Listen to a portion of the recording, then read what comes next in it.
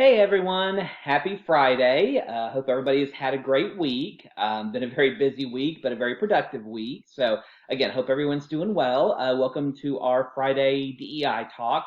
I was kind of thinking all week about, what could we talk about? We've had a couple of these so far and, had some really good discussions and some good information to share. But I thought I'd do something a little bit different this week. And I want to talk about politics. Now, don't freak out. So I'm not here to debate politics. I actually want to talk about politics as it relates to DEI. I mean, I'm sure everybody's well aware. We have a presidential election coming up here in a few weeks, and obviously, I think I'm not, breaking any secret code when I say that, the country is very politicized right now. Most people are very strong in how they feel about their beliefs, whether they're, on the far right wing of politics, far left wing, or somewhere in the middle. Everybody has their own place in the political world. But what I want to talk about is how do we look at DEI from a politics lens, essentially. So I'll give you an example. Again, I'm sure every one of you either knows who you're going to vote for, maybe, or at least has a general idea who you're going to vote for, or maybe you're not going to vote at all. And we'll talk about that here in a second. So, for me, for example, I'm 100% certain who I'm going to vote for in the presidential election. But I have my own personal views, but I respect everybody else's views, even if they don't align with mine.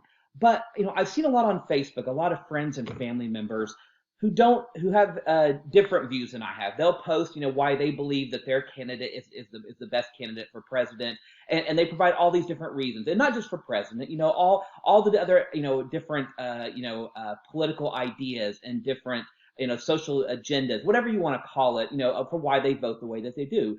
Conservative, liberal, somewhere in the middle, and you know what? I decided that this year I'm going to do something that I've never done before. I'm really going to take it upon myself to really look at all of politics and not just what I personally believe. And I did that, and I saw this a great speaker on TV who was talking about this, and I decided to follow his advice. So what I did is I went on the website and looked at the other candidate. Again, I know who I'm voting for.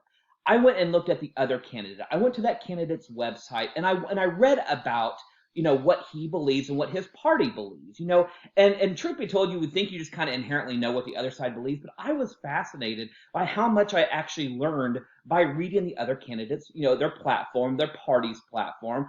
And that actually got me thinking, okay, well, I have, obviously I know my party and I know the other main party, but in America we have a lot of third parties. So for example, I went and looked at the Green Party, the candidate. Howie Hawkins, how many people knew that Howie Hawkins was the presidential candidate for the Green Party? And then I looked at another big one, the Libertarian Party. Joe Jorgensen is the Libertarian candidate. I mean, we all know Trump, we all know Biden, but did we know that Joe Jorgensen is the Libertarian candidate? Did we know Howie Hawkins is the Green Party candidate? And again, I can assure you I am not voting for Howie Hawkins or Joe Jorgensen. That's just my own personal opinion. But it was really interesting to see their beliefs and their views and what they plan on doing if they were elected president. Now, again, I think we can all agree there's probably almost 100% chance that either Trump or Biden will be elected president. But it was really interesting to see these different perspectives. And I have a cousin who's actually who's a Green Party member, and she has endorsed Howie Hawkins. So I actually read, and I read about Howie Hawkins and what the Green Party's plan is, and it was really interesting to see because now I understand her better. She always just said, "Well, I'm a Green Party." Never really knew what that meant or what her beliefs were. But now that I've read the party's information, I know more about it, and I can have a stronger conversation about it. Okay, just because I'm not going to vote for that party doesn't mean they don't have value. That doesn't mean that the individuals who would be voting for that person shouldn't be respected. That's really my message today is, yes, politics can be a dirty business. We all have different views, and that's great. I think part of one of the great things about DEI that we lose focus on is it's education. It's learning people that are different from us. It's learning about them. It's learning where their ideas come from, what their plan is for our country. So again, not trying to tell you who to vote for, not trying to even tell you anything. All I'm trying to say is that your politics are yourselves, but it's good to learn about the other parties so that you can be more well-rounded. You can understand politics better. You can see when one candidate says something, why they say it, and how they get their reasoning. So that's been incredibly helpful for me during this whole process. Again, I know who I'm voting for, and even reading what I read, didn't really change my mind. But you know what? It definitely made me more educated. It gave me a stronger sense of my friends and family who have different politics than I do. I understand them a little bit better. I understand their background. I understand their philosophy. And that's only going to help when it's up to you if you want to have, political conversations with your family and friends. But if you do and you choose to do so, at least you have a better understanding of what their background is. So that being said, one additional point I would like to make is about individuals who don't vote. I know there's a lot of stigma out there where, well, if you don't vote, then you don't have the right to say anything, or you shouldn't be commenting on politics if you don't vote.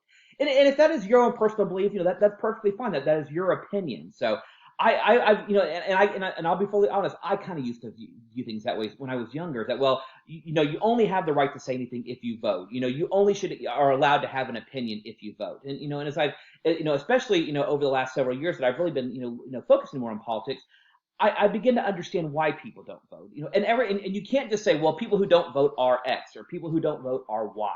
Everybody has different reasons. For those who don't vote, you have your own personal reason. And that is perfectly acceptable. You shouldn't have to defend your reason if you choose not to vote. It is a personal choice. You have a right to vote, as a citizen, but you don't have a legal obligation to vote. So I think, one additional recommendation I would make is if you have a friend or family member who does not vote, instead of just criticizing them and saying, well, you should have voted, or you should, you can't say anything unless you vote. Try to, have a conversation and try to understand why they didn't vote. Because, I'm sure they have their reasons, and some of them may be very simple, some of them can be very complex. But again, our goal is not to judge. If somebody chooses not to vote, that is their personal decision, and we should respect that. It's no different than, respecting somebody who likes something versus somebody who doesn't like something. Choosing to vote or choosing not to vote is a decision, and everybody should be respected. So I promise, I try not to get off in politics too much because, again, politics can be very, one side or the other. But again, I hope this is educational, and I hope that, you will take this challenge and just try to learn more about the other side of politics that you may not be familiar with. If you're somebody who's in the center of politics, maybe you don't know who you're voting for, really take the time to look at both websites, look at third-party websites, educate yourself, and then make the best decision for you. So again, hope this was helpful. November 3rd is going to be a very interesting day and night. We'll see what ends up happening. But until then, I hope you've enjoyed these DEI talks, and we'll continue to do them. And hope everybody has a great weekend, and we'll talk soon. Bye-bye.